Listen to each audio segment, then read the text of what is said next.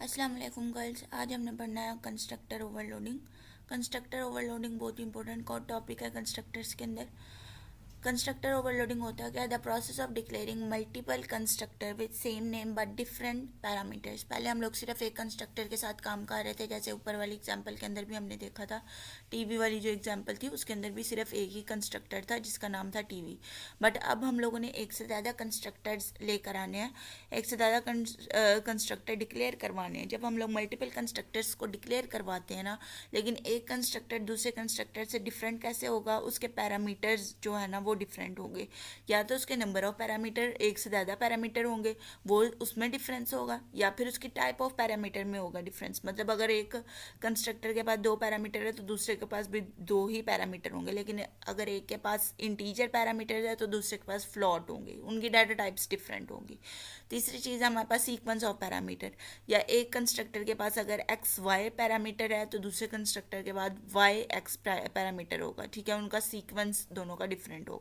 तो ये तीन चीज़ों के तीन वेज हैं हमारे पास, जिसको यूज़ करके हम लोग कंस्ट्रक्टर को एक दूसरे से डिफरेंट करेंगे, मल्टीपल कंस्ट्रक्टर को, और मल्टीपल कंस्ट्रक्टर को हम डिक्लेयर करेंगे। प्रोग्राम देख लेते हैं। 13.11 का हमारे पास कोड है।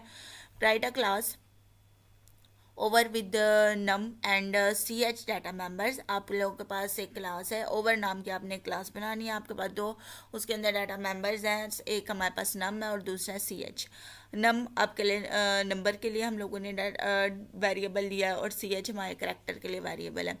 The constructor with no parameter initialise num to zero. अब ये एक हमारे पास एक कंस्ट्रक्टर हमने लेना है, उसके अंदर हम लोगों ने नम को ज़ीरो के साथ इनिशियलाइज करवाना है और सी एच को एक्स के साथ इनिशियलाइज करवाना है। बट एक चीज़ उन्होंने यहाँ पे हमें अच्छी तरह से डिक्लेयर करवा दिया है कि उस num with constructor with no parameters के उस कंस्ट्रक्टर के अंदर कोई पैरामीटर नहीं होना चाहिए। पहले वाले कंस्ट्रक्टर, जो पहला कंस्ट्रक्टर आपने बनाना है, जिस कंस्ट्रक्टर ने नम को ज़ीरो असाइन करना है और सी एच को एक्स असाइन करना है, उस कंस्ट्रक्टर के पास कोई पैरामीटर नहीं होने चाहिए। ये चीज़ आप लोगों ने देख लेनी है। नेक्स्ट थिंग है हमारे पास a constructor with two parameters initialize data members. अब एक और कंस्ट्रक्टर बनाने के लिए आपको उसने क्या दिया स्टेटमेंट के अंदर के एक और कंस्ट्रक्टर आपने बनाना है, बट इस दफ़ा कंस्ट्रक्टर के अंदर ऑलमोस्ट टू पैरामीटर्स आप लोगों ने जो है वो पास करवाने हैं। Initialise data members with the given values and member function show displays the value of data members. अब इस कंस्ट्रक्टर के अंदर आपके ऑब्जेक्ट ने जो वैल्यूज़ पास की, वो ऑब्जेक्ट की जो वैल्यूज़ है ना वो आपके साइन होंगी आपके डाटा मेंबर्स को, ठीक है। तो होप सो आप लोगों को स्टेटमेंट समझ आ गई हो। अगर नहीं समझ आई तो आप लोग मेरे से बाद में पूछ सकते हैं। कोड को स्टार्ट करेंगे। ओके, कोड को जब हम लोग स्टार्ट करेंगे तो सबसे पहले हमारे पास है क्लास ओवर। ओवर नाम की आपने क्लास बनाई है, वही सेम थिंग, ठीक है। आगे हमारे पास है प्राइवेट। प्राइवेट के अंदर आपने दो डाटा मेंबर्स, एक नम है और दूसरा सी एच है, दो डाटा मेंबर्स आपने डिक्लेयर करवाए हैं। तीसरी चीज़ है आपके पास पब्लिक। पब्लिक में अब आपके पास लफ्ज़ आ गया दोबारा से ओवर। जब आपके पास ओवर मतलब क्लास जैसा आपके पास वर्ड आ रहा है, आपकी क्लास का नाम भी ओवर है, ये वर्ड भी आपके पास पब्लिक के अंदर ओवर आ रहा है, तो मतलब ये हमारे पास क्या है, कंस्ट्रक्टर। आप लोगों के पास फर्स्ट कंस्ट्रक्टर जो है ना उसने वो डिक्लेयर करवा दिया। First constructor with no parameters की ब्रैकेट्स आप लोग देख सकते हैं कि बिल्कुल ही खाली हैं, तो ये हमारे पास कंस्ट्रक्टर है विद नो पैरामीटर्स, ठीक है। जो कि उसने फर्स्टली कहा था कि आपने कंस्ट्रक्टर बनाना है कोई पैरामीटर के साथ, कोई पैरामीटर अंदर पास नहीं करवाना। अब वो जो नई कोई पैरामीटर जिस कंस्ट्रक्टर में पास नहीं करवाना था ना, उसके अंदर हमने नम को ज़ीरो से इनिशियलाइज और सी एच को एक्स के साथ इनिशियलाइज करवाना था। वही काम इन्होंने यहाँ पे किया हुआ है। Num is equal to zero and C H is equal to X. आगे हमारे पास है ओवर।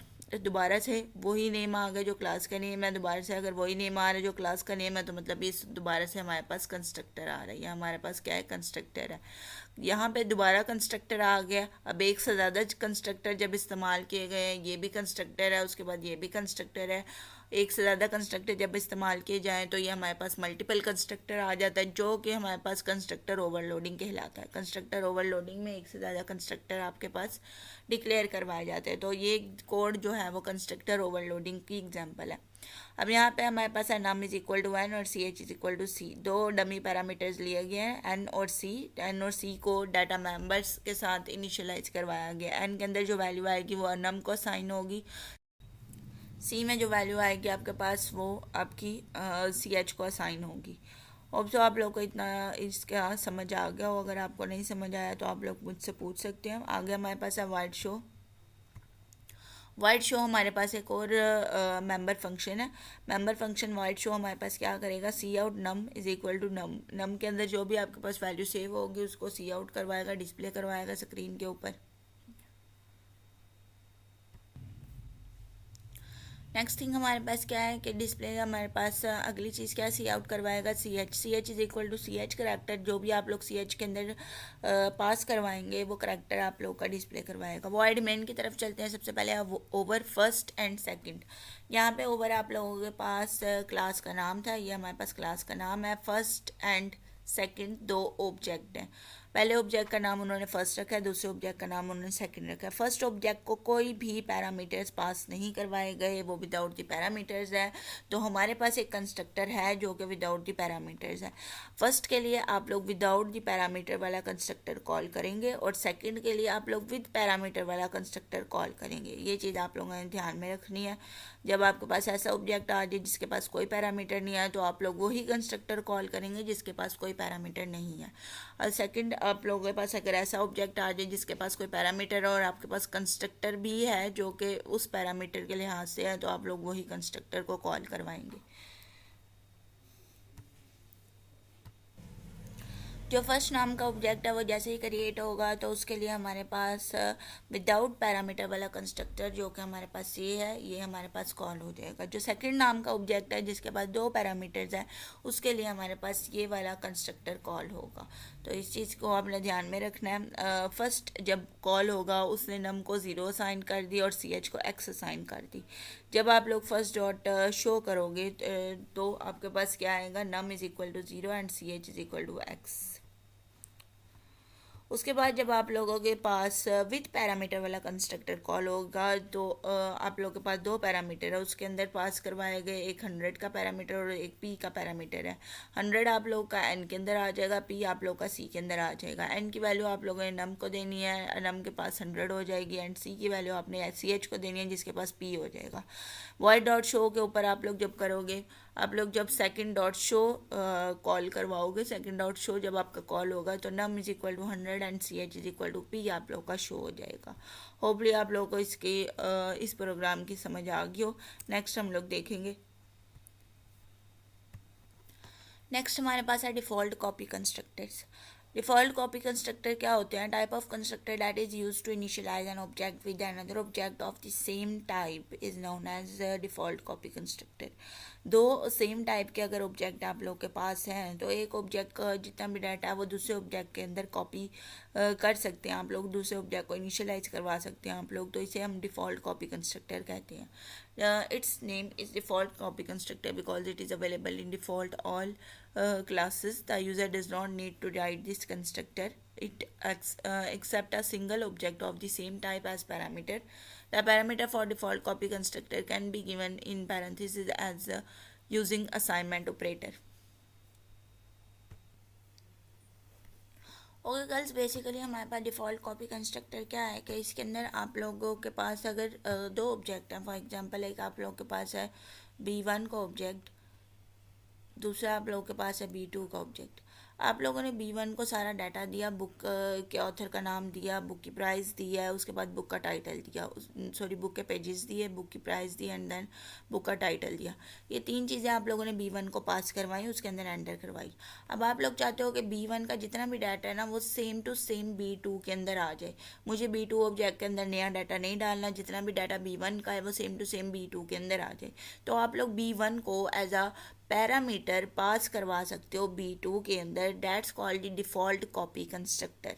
आप लोग एक ऑब्जेक्ट का सारा डाटा दूसरे ऑब्जेक्ट के अंदर कॉपी कर रहे हो सेम टू सेम, ठीक है, इसे हम डिफ़ॉल्ट कॉपी कंस्ट्रक्टर कहते हैं। ये ऑटोमेटिकली चीज़ है आप लोग के क्लासेस के अंदर अवेलेबल होती है बाय डिफ़ॉल्ट ही, इसलिए इसके नाम डिफ़ॉल्ट कॉपी कंस्ट्रक्टर रखा हुआ है। आप लोग को अलग से कोई इसके लिए यूज़ नहीं करना पड़ता, कोई क्लासेस वगैरह यूज़ नहीं करनी पड़ती। आप लोग को सिर्फ सिंटैक्स लिखना पड़ता है जो कि आपके पास है।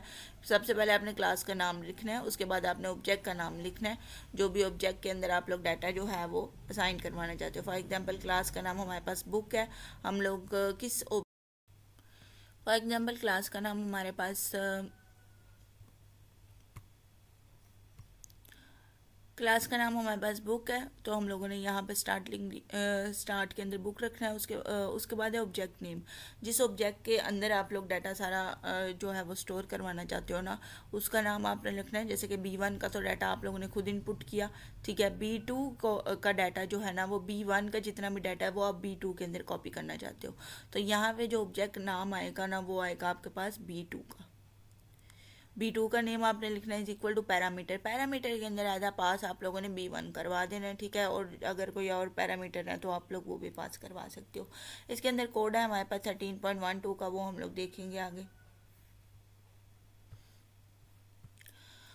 Write a class book. Class का नाम हम लोगों ने बुक रखना है। That has attributes, pages, price and title. It has two functions, input the values and display the values. Okay girls, class का नाम आप लोगों को उसने स्टेटमेंट में ही दे दिया है कि आपने क्लास का नाम बुक रखना है। 3 एट्रीब्यूट्स हैं, डाटा मेंबर्स हैं, पेजेस है, प्राइस है और टाइटल है। आपके पास 2 फंक्शन है। आप लोगों ने वैल्यूज़ को इनपुट पहले करवाना है और फिर वैल्यूज़ को आप लोगों ने सिंपली डिस्प्ले करवा देना है।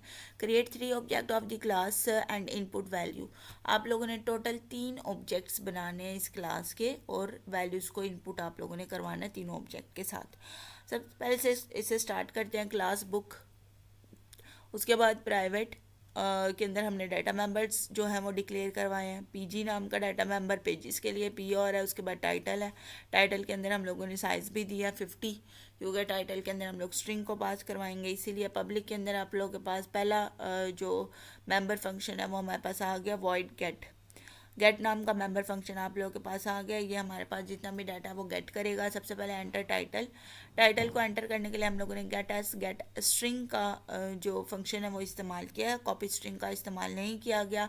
गेट एस का फंक्शन इस्तेमाल किया। गेट एस का फंक्शन जो है वो stdio.h की हेडर फाइल के अंदर पड़ा होता है, पहले भी मैंने आप लोगों को बताया हुआ है। तो जो भी टाइटल आपका यूज़र एंटर करेगा वो आपके पास गेट एज फंक्शन से टाइटल नाम के वेरिएबल के अंदर आ जाएगा। पेजेस को एंटर करवाना है, वो पीजी के अंदर आप लोगों के पास एंटर हो जाएंगे।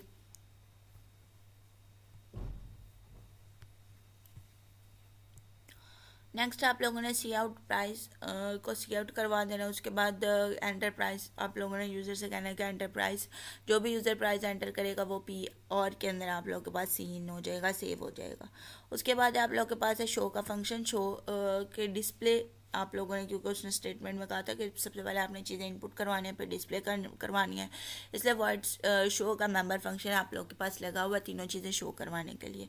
अगली चीज़ हमारे पास क्लास एंड हो चुकी है। उसके बाद वॉइड मेन से स्टार्ट करेंगे। वॉइड मेन के अंदर उसने आपको एटलीस्ट 3 ऑब्जेक्ट बनाने के लिए कहा है। तो बुक 1, बुक आप लोगों के पास क्लास का नाम है। B1 आप लोगों के पास फर्स्ट ऑब्जेक्ट है। फर्स्ट ऑब्जेक्ट ने गेट फंक्शन को कॉल किया। जैसे उसने गेट फंक्शन को कॉल किया तमाम चीज़ें उसने इनपुट की। उसने टाइटल इनपुट किया विजुअल प्रोग्रामिंग, पेजेस 637 और प्राइस 200 उसने एंटर कर दिया। उसके बाद है बुक B2 इंटू B1। अब ये आप लोगों के पास डिफ़ॉल्ट कॉपी कंस्ट्रक्टर है। ये आपके पास डिफ़ॉल्ट कॉपी कंस्ट्रक्टर है। आपने B2 के लिए नई न्यू जो डिटेल्स हैं वो एंटर नहीं की हैं। आप लोगों ने B2 के लिए B1 की ही details as a parameter pass करवाई हैं। आप लोगों ने एक तो बुक आप लोगों की क्लास है, उसके बाद B2 एक नया ऑब्जेक्ट है। आप लोगों ने अगर एक ऑब्जेक्ट का डाटा दूसरे ऑब्जेक्ट के अंदर देना है, मतलब B1 का आप लोगों ने होल डाटा B2 के अंदर देना है ना, तो आप लोगों ने डिफ़ॉल्ट कॉपी कंस्ट्रक्टर का इस्तेमाल करना है।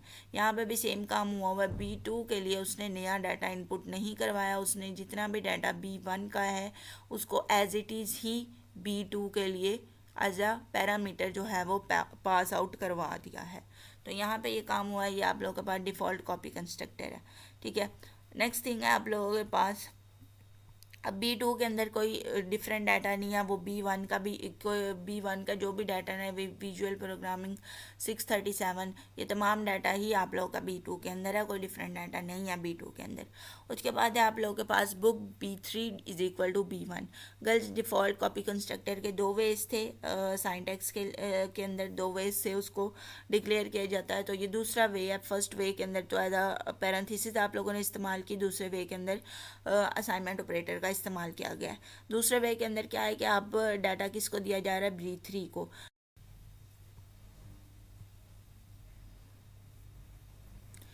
B1 का जो होल डाटा है वो अब यहाँ पे B3 को दिया जा रहा है। पहले B1 का होल डाटा B2 को दिया जा रहा था, अब दोबारा से कॉपी कंस्ट्रक्टर इस्तेमाल किया गया, B1 का होल डाटा अब B3 को दिया जा रहा है। मतलब B2 और B3 और B1 अब तीनों में सेम ही डाटा होगा, तीनों में कोई डिफरेंट डाटा नहीं है।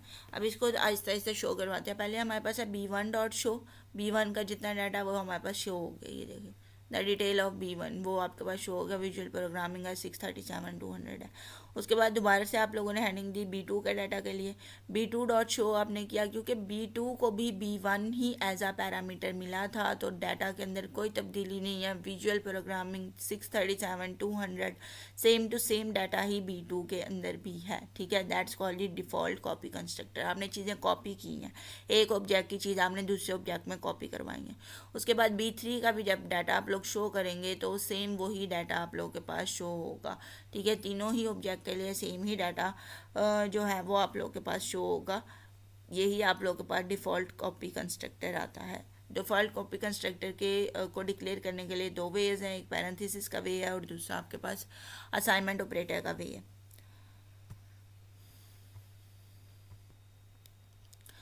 नेक्स्ट टॉपिक गर्ल्स हमारा है डिस्ट्रक्टर्स।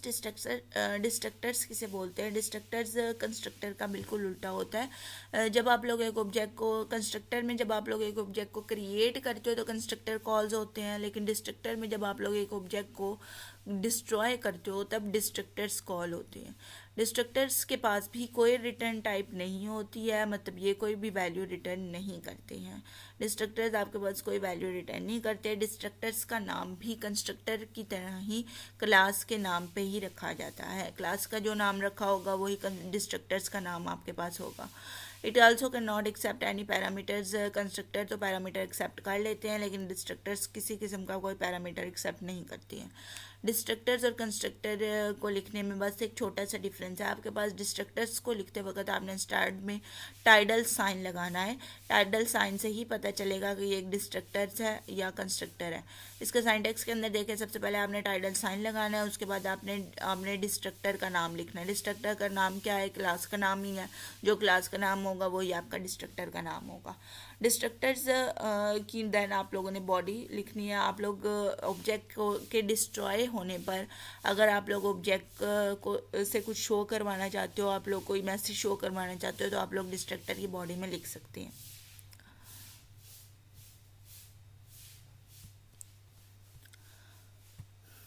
डिस्ट्रक्टर्स के आपके पास एग्जांपल है। सबसे पहले हमने एक क्लास बनाई है जिसका नाम है टेस्ट। क्लास के अंदर एक डाटा मेंबर है आपके पास एन नाम का। पब्लिक के अंदर आप लोग के पास टोटल 2 फंक्शंस है, दोनों का ही नाम आपके क्लास के नाम पे है। पहला फंक्शन का नाम भी आपके क्लास के नाम पे है, दूसरे फंक्शन का नाम भी आपके क्लास के नाम पे है। अब जैसे कि पहले फंक्शन में आपको टाइडल वेव नहीं नज़र आ रही है तो डैट्स मीन ये आपके पास है कंस्ट्रक्टर।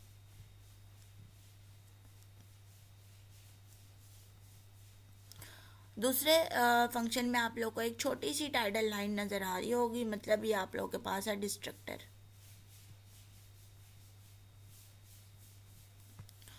एक आपके पास कंस्ट्रक्टर है इस प्रोग्राम में, दूसरा आप लोगों के पास डिस्ट्रक्टर है इस प्रोग्राम में। वॉइड मेन की तरफ चलते हैं। कंस्ट्रक्टर जब कॉल होगा तब ऑब्जेक्ट क्रिएटेड का आप लोगों को मैसेज शो होगा, और जब डिस्ट्रक्टर कॉल होगा तो ऑब्जेक्ट डिस्ट्रॉय का मैसेज आप लोगों को शो होगा। तो वॉइड मेन पे चलते हैं। वॉइड मेन के अंदर हमारे पास क्लियर स्क्रीन की कमांड है, उसके बाद है टेस्ट ए बी। अब टेस्ट आप लोगों की क्लास का नाम है, ए और बी आप लोगों के 2 ऑब्जेक्ट है, ठीक है। जैसे ही ऑब्जेक्ट नंबर ए आपके पास कॉल होगा ना, जैसे ऑब्जेक्ट नंबर ए आपके पास क्रिएट होगा, वैसे ही आप लोगों का कंस्ट्रक्टर कॉल हो जाएगा। जैसे कंस्ट्रक्टर कॉल हो जाएगा उसने मैसेज क्या शो करना? Object created. ये आप लोगों के पास ये मैसेज शो हो गया ऑब्जेक्ट क्रिएटेड। उसके बाद साथ ही आपके पास बी जो है वो कॉल होगा। बी आप लोगों के पास जैसे ही कॉल हो गया, बी ने अपनी तरफ से कंस्ट्रक्टर को कॉल किया। जब बी ने भी कंस्ट्रक्टर को कॉल किया क्रिएशन के ऊपर, तो आपके पास ऑब्जेक्ट क्रिएटेड एक और मर्तबा जो है ना वो शो हो गया, ठीक है। डिस्ट्रक्टर तब कॉल होता है जब आपका प्रोग्राम जो है वो फिनिश हो जाता है। दोनों को कॉल कर लिया, आप कोड के अंदर और कुछ नहीं बचा, कोड आप लोगों का एंड हो चुका है। जैसे ही कोड आपका एंड हो गया है वैसे ही डिस्ट्रक्टर अपने आप को जो है ना वो कॉल करेगा। डिस्ट्रक्टर अपने आप को जब कॉल करेगा तो आप लोगों के पास सबसे पहले ए अपने ऑब्जेक्ट का डिस्ट्रक्टर कॉल करेगा। ए ने अपने ऑब्जेक्ट का डिस्ट्रक्टर जब ए ने अपने ऑब्जेक्ट के लिए डिस्ट्रक्टर कॉल किया तो आप लोगों के पास साथ ही ए के लिए आ गया ऑब्जेक्ट डिस्ट्रॉयड, और फिर बी ने अपने ऑब्जेक्ट के लिए डिस्ट्रक्टर को कॉल किया है तो आप लोगों के पास सेकेंडली आ गया ऑब्जेक्ट डिस्ट्रॉयड। तो ये 2 दफ़ा आप लोगों के पास ऑब्जेक्ट डिस्ट्रॉयड जो है ना वो प्रिंट हो गया। होपली आप लोगों को समझ आ गया। फर्स्टली आप लोगों ने क्या करना है, जैसे ही आपका आपने ऑब्जेक्ट को लिखा वो वैसे ही क्रिएट हो गया, तो ए ने अपने ऑब्जेक्ट के लिए कंस्ट्रक्टर को कॉल किया, ऑब्जेक्ट क्रिएटेड आपके पास शो हो गया। बी ने अपने जैसे ही बी को क्रिएट किया, बी ने अपने ऑब्जेक्ट के लिए ऑब्जेक्ट कंस्ट्रक्टर को कॉल किया तो ऑब्जेक्ट क्रिएटेड आप लोगों के पास शो हो गया। 2 दफ़ा ऑब्जेक्ट क्रिएटेड जब आपके पास शो हो गया ना, आपका प्रोग्राम हो गया एंड। जब आपका प्रोग्राम एंड हो गया तब आप लोगों के जो वेरिएबल्स हैं, जो आपके पास ऑब्जेक्ट्स हैं, वो भी अपने आप को डिस्ट्रॉय कर लेंगे मेमोरी में। जब वो अपने आप को मेमोरी में डिस्ट्रॉय करने लगेंगे तब आप लोगों के पास डिस्ट्रक्टर्स कॉल होंगे। तो डिस्ट्रक्टर जब आपके पास कॉल होगा तो पहले ए के लिए डिस्ट्रक्टर कॉल होगा, जो पर ऑब्जेक्ट पहले बना है उसके लिए पहले आपके पास डिस्ट्रक्टर कॉल होगा, तो ऑब्जेक्ट डिस्ट्रॉयड का आप लोगों के पास मैसेज आ जाएगा। फिर आप लोगों के पास बी अपने आप को डिस्ट्रॉय करेगा, फिर ऑब्जेक्ट डिस्ट्रॉयड का आपके पास मैसेज आ जाएगा।